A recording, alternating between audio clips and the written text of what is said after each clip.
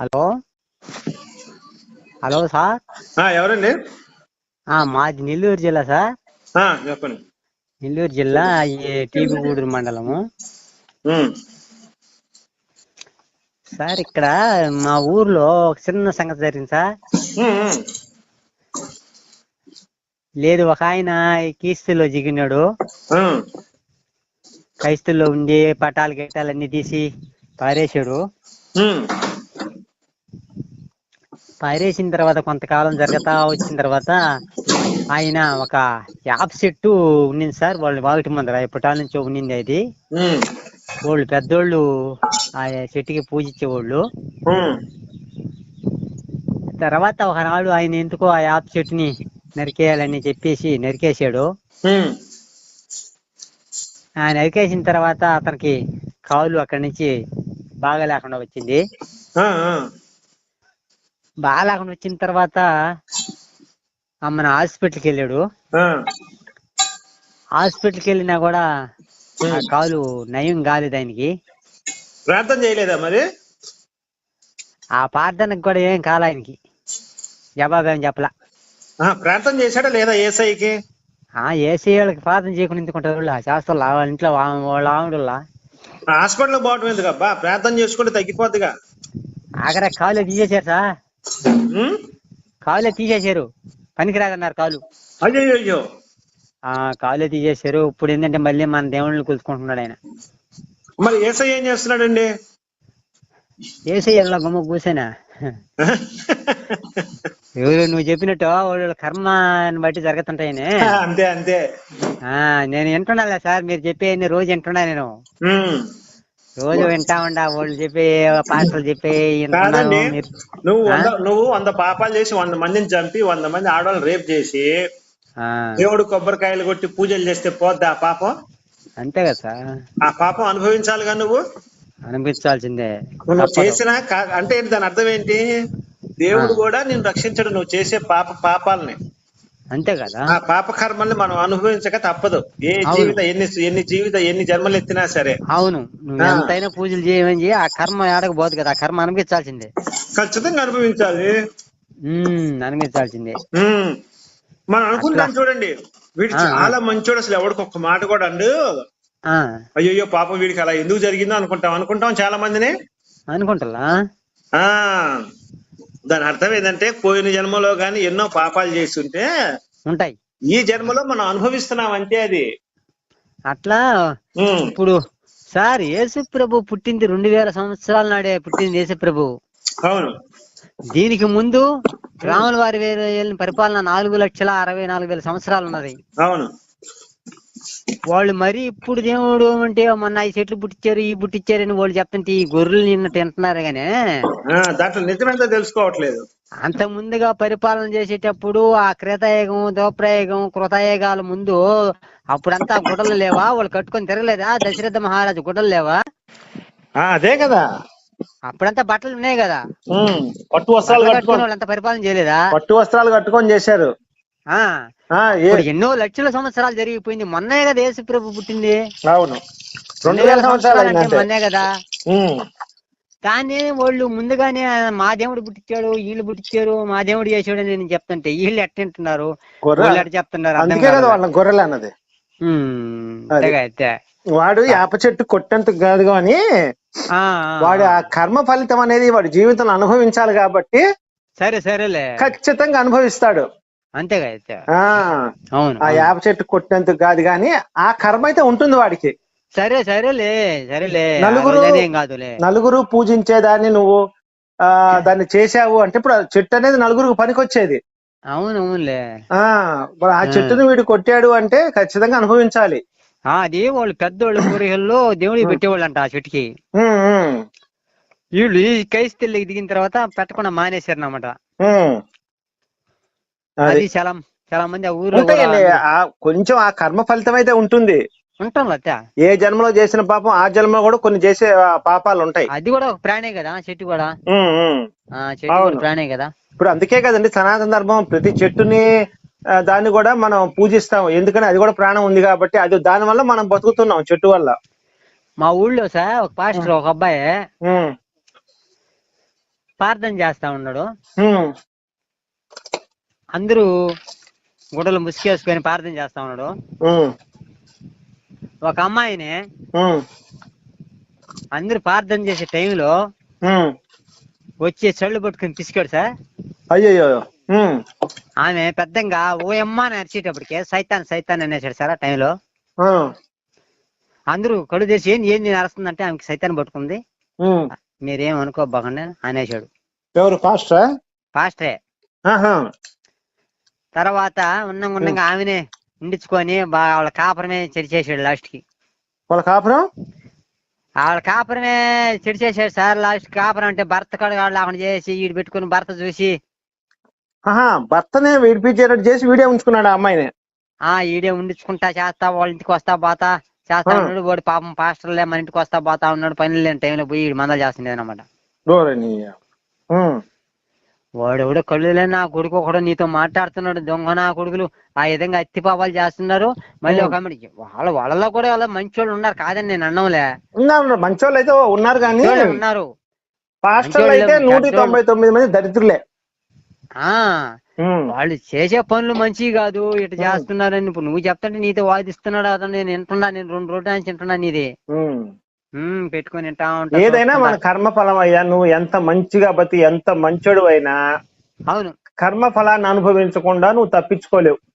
యేసు ప్రభు ఏం చేయడు, ఇంకొక ఆయన ఏం చేయడు. ఆ కర్మ తీరే టైం వస్తే నువ్వు ఏడకపోయినా తీరిపోతుంది. అది నువ్వు నీ చావు వచ్చిందనుకో, నువ్వు ఈ గుళ్ళో ఉండు, బడిలో ఉండు, దేవుడి దగ్గర ఉండు, దేవుడి పక్కన ఉండు, దేవుడితో నిద్రపో. నీకు ఆ టైం వచ్చిందంటే టపక్కన వెళ్ళిపోవాల్సిందే. ఆ ఇంటి పక్క వాళ్ళు కూడా ఒకరు యేసు ప్రభులోకి పోయారు, బాగాలేదని నిద్రలేసి హాస్పిటల్కి ఎత్తుకుని వెళ్తున్నారు పిల్లకాయల్ని.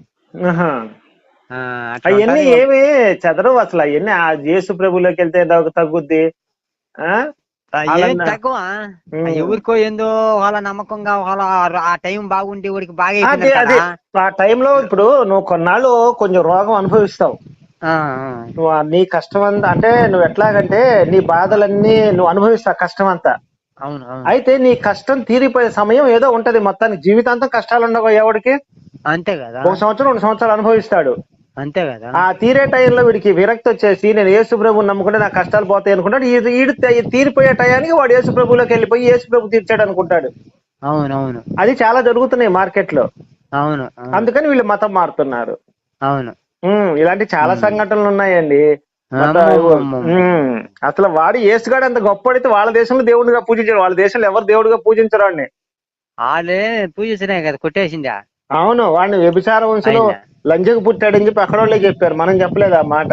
అవునులే, సరేలే. ఆయన భగవంతుడు స్వరూపం అయినా ఆ రోజు వాళ్ళు సిలువ వేసి ఆ వాటర్ని మేకలేసి కొడుతుంటే మౌనంగా ఎందుకు ఉండాలి ఆయన? అది ఇప్పుడు మౌనంగా ఎందుకు? అదే బ్రహ్మంగార స్వామి మహావిష్ణు రూపము అవతరించి జన్మించాడు పరిపూర్ణ శైలికి. అవును, మహాపురుషులు వాళ్ళు. కాలజ్ఞానం కూడా రాసింది ఆయనను. అదే ఆయన అడవిలో బండిలో వస్తుంటే దొంగలు కర్రలు ఎత్తుకుని వచ్చి కొట్టేదానికి వస్తే ఆగు అంటే అట్నే ఆగి ఉన్నారంట, ఆగిపోయారు. అవును, అట్లా ఎన్నో మహిమలు చూపించాడు. పెదకొమర్ల గ్రామంలో కూడా ఒక వెంకటరెడ్డి అని కుర్రోడు చచ్చిపోయి 4 రోజుల నాడు వాసన వచ్చి ఎత్తుకొని వస్తుండే ఆయన కూడా బతికిచ్చాడు. అట్ట మహిమలు చూపించిన వాళ్ళు ఉన్నారు. ఇది మరీ ఘోరం కదా, సెలవేసి కొట్టేస్తుంటే మొహాన్ని ఉమ్మేసి ఉచ్చపోసారు. అన్ని చేస్తే కూడా ఆయన గమ్ముగా ఉన్నాడంటే మొహాన్ని ఉమ్మేశారు. అదే దేవుడు ఊపించుకుంటాడా మొహాన? అంతే కదా. మీరు ఆలోచించండి, దేవుడు అయినా మొహం మీద ఉమ్మేయించుకుంటాడా? ఏమిచ్చుకోడు ఆయన. దేవుడు మహానుభావుడు కానీ చక్కగా అసలు ఉచ్చబోయించుకుంటాడా మొహాన? ఉచ్చగొడ పోసారు, యేసు మొహాన్ని ఉచ్చగొడ పోసారు. అవునవును, సినిమాలో చూసానేమో. కొరడాలతో కొట్టారు. అబ్బబ్బా, అవును. గోచి ఊడబీకి నగ్నంగా సిలువేశారు ఆయన్ని. అబ్బా, చిన్న ఘోరం కదా. కొన్ని సందర్భాల్లో కొన్ని రోమన్లు ఏం చెప్తారు, ఆయన రేపు కూడా చేశారు, యేసుని మగోళ్ళు రేపు చేశారని కూడా చెప్తారు. అట్లా చాలా ఉన్నాయి ఆయన మీద. ఆయన ఒక గే అని మగోళ్ళతో సెక్స్ చేసేవాడు అని చెప్పి మనం అన్న మాటలు కాదు ఇవన్నీ. విదేశీయులు అంటున్న మాటలే ఇవన్నీ. యూట్యూబ్ లో వాటిలో వస్తాయి చూడండి. ఇవన్నీ కూడా మనం చెప్పిన మాటలు కాదు. సరేలే, ఆ దేశాన్ని వాళ్ళే ఆయన్ని గౌరవించలేదు. అట్లా. ఏ ఊరండి మీదే? మాది నెల్లూరు జిల్లాకి మామూలుగా డీబూరు మండలం పక్కన పల్లెటూరు. మీరు ఎవరికి చెప్పినా సరే మల్లికార్జునపురం అని, మీరు ఈ మతంలోకి వెళ్తే మీ జీవితాలు నాశనం అయితే తప్ప బాగుపడవని చెప్పండి. అవునవును. ఇప్పుడు దీని గురించి కూడా మన వాళ్ళు కూడా స్టేట్మెంట్ తీసుకుంటున్నారు కొంత ఇక్కడ మన ప్రభుత్వం వారు కూడా. ఎందుకంటే ఇది ఆఖరాకి అంతా మతం అయిపోయింది అనుకో, లాస్ట్ కి బొస్టు పడిపోద్ది మన దేశమే ఆఖరాకి. అవును. అందుకని వీళ్ళు ఏంటంటే మన వాళ్ళు కూడా దానికి సపోర్ట్ బాగా తీవ్రంగా చేసి నా వాళ్ళు ఇట్లా చేయకుండా పోతారు అటువంటి పనులు. అట్లా జరుగుతా ఉన్నాయి మరీ ఘోరంగా. ప్రతి గ్రామాల్లో ఏ పనులు వాళ్ళకి గుళ్ళు కట్టేసేది, పిలిచేది మా దేవుడి కాడికి రండి, మా దేవుడి కాడికి రండి అని చెప్పేది. ఏమనంటే పటాలు గిట్టలన్నీ బారేయండి, ఇన్ని ఉండకూడదు అని చెప్పేది. వాళ్ళకి ఏదో ఒక మాట చెప్పేది. వాళ్ళకి ఏదైనా 4 రోజులు నమ్మకంగా ఉంటే దాంట్లో పోయి కొంతమంది బాగా కాకపోయినా కూడా అట్నే ఉండిపోతున్నారు. ఎందుకంటే మళ్ళీ యువతలకు వస్తే ఎగతాలు చేస్తారని. అవును, నిజమే అది కూడా. అట్ట కూడా జరిగి చాలా మంది అట్నే నిలబడిపోయి ఉన్నారు. ఓ అమ్మ ఎన్నో చేసినా నేను. మా ఊర్లో కూడా బాగలేని వాళ్ళు కూడా గుండె ఆపరేషన్ కూడా చేసుకున్నారు. గుండె ఆపరేషన్ చేయించుకున్నారా? చేసుకున్నారు. క్యాన్సర్ వచ్చేసి ఒకవేళ పాస్టర్ తల్లి అయితే చనిపోయింది, క్యాన్సర్ వచ్చే చనిపోయింది. వాళ్ళ పాస్టర్ భార్య తల్లి తల్లి. మరి ప్రార్థన చేయలేదు ఆయన? ప్రార్థన చేసిన కర్మ ఆడకపోద్ది. అట్ట కాదు, వాళ్ళు కర్మ సిద్ధాంతం నమ్మరుగా. మీరు నేను నమ్ముతాం కర్మ సిద్ధాంతం. నమ్మకం ఏం చేస్తారు ఆఖరికి లాస్ట్ ప్రాణం. కాదు, యేసయ్య ప్రార్థన చేస్తే క్యాన్సర్లు పోగొడతాడు, ఎయిడ్స్ పోగొడతాడు, తెప్పిస్తాడు, కన్ను తెప్పిస్తాడు, ముక్కు తెప్పిస్తాడు, మూతి తెప్పిస్తాడు అన్ని చెప్తారు కదా. మరి ఈ క్యాన్సర్ పోగొట్టలేదు వాళ్ళ అమ్మ. దాంట్లో ఎవరికొకరు నూటికి వాళ్ళకి టైం బాగుండి ఆ టైంకి ఆడ బాగా అయిపోయిందంటే ఆ నమ్మేసి ఆయనే దేవుడు. కాదు, నీ వయసు ఎంత తెలియదు, నీకున్న జ్ఞానము పెద్ద పెద్ద చదువుకున్న వాళ్ళకి కూడా లేదు కదా. నువ్వేం చదువుకున్నా నాకు తెలియదు గాని. నేనేం చదవాల, 3 దాకా చదువుకున్నా. అదే నీకున్న కనీసం నువ్వు ఆలోచించిన విధంగా ఎవడైనా ఆలోచిస్తే ఈరోజు బ్రహ్మాండంగా ఉండేది. అవును. మన కష్టాలు పోయే టయానికి యేసుప్రభు నమ్ముకుంటే మన కష్టాలు పోయే నమ్మేవాడు ఒకడు. అంతే కదా. కష్టాలు బావు ఏం బావు, కర్మ ఆడకపోదు. ఎవరు చేసిన కర్మ ఒకటి అనిపించి తీరాల్సిందే. ఆడకపోతే అది ఆడకపోద్దా? అదే అదే అదే అవన్నీ పోయేట్టుగా ఉంటే ఇక వాళ్ళు పైన ఉండేది ఎందుకో, మనల్ని ఇన్ని బాధలు ఎందుకు మనక? కష్టాలు చేసి కష్టం చేయకుండా శుద్ధంగానే ఉండరా? అవునవును, కరెక్ట్ గా చెప్పావు. అసలు నువ్వేం చదువుకోకపోయినా మంచి నాలెడ్జ్ ఉంది నీ దగ్గర. పని వాళ్ళు చేయొద్దా? చేయకపోతే అట్ట, చేసుకోకపోతే మనకి ధాన్యం పండించేవాడు ధాన్యం పండియాలా, కష్టం చేసేవాడు కష్టం చేయాలా. ఇప్పుడు అందరికీ కష్టం వస్తుంది. ప్రధానమంత్రి ఉన్న కష్టం వస్తుంది, ధాన్యం పండించే రైతుకు కూడా కష్టం వస్తుంది. ఆయనకు కూడా ఆయన పైన ఆయన కంటలా. ఆయన కూర్చొని కూడా ఎన్ని కష్టాలు ఎన్ని బాధలు పడుతున్నాడో, ఏమేం చేయాలరా నాయన, నిద్రలేసి దిగుళ్ళు పడిపోతాడు. కాదు, మనం అనుకుంటాం గాని మనకంటే డబ్బున్నోడు ఎక్కువ కష్టపడుతుంటాడు. అవును, ఆయన దిగులు కదా. ఏం చేయాలో, ఎవరేమంటారో, ఏమి అట్టబోతుందో, ఇది మనం చేసేమో చేయలేదా, రేపు ఏం చేయాలో చెప్పాలని. అదే అదే కరెక్ట్. అది ఎవరు బాధలు వాళ్ళకు ఉంటాయి. ప్రపంచంలో బాధలు లేని లేడు, కష్టం చేసుకుండేవాడు లేడు. అందరూ దేవుణ్ణి నమ్ముకుంటే కష్టం పోతుంది అనుకోవటం చాలా పొరపాటు అసలు నా దృష్టిలో అయితే. ఏమి లే, దేవుణ్ణి నమ్ముకున్న కష్టం పోయేది ఇష్టం పోయేది ఏముండదు. నువ్వు చెప్పినట్టు ఆ టయానికి కూడా కర్మ తీరిపోయే టైం వచ్చి ఉంటే వాళ్ళ ఆ టయానికి బాగా అయిపోయింది అనుకో, అబ్బా మా దేవుడు చేసాడు అంటున్నారు. అంతే అంతే, కరెక్ట్ చెప్పావు. ఆ టయానికి కష్టం పోయే టైం వచ్చింది అనుకో, అదే కర్మ తీరే టయానికి వచ్చినప్పుడు ఏ దేవుడి కాడికి పోయినా అయిపోయింది అనుకో, అప్పుడు మాకు బాగా అయిపోయిందని చెప్పి దాన్ని బట్టి అనాల్సిందే గాని, మన టైం బాగా లేకపోతే మనం ఏం చేయలేం. అంతే అంతే, కరెక్ట్ చెప్పావు. ఏ దేవుడి కాడికైనా ఏ దేవుడి కాడికి పోయినా అంతే. వాళ్ళు పూర్వ జన్మ కర్మ అనుభవించాల్సిందే. సరే సరే, మరి అట్లయితే సరే ఉంటాయి అయితే. Okay right.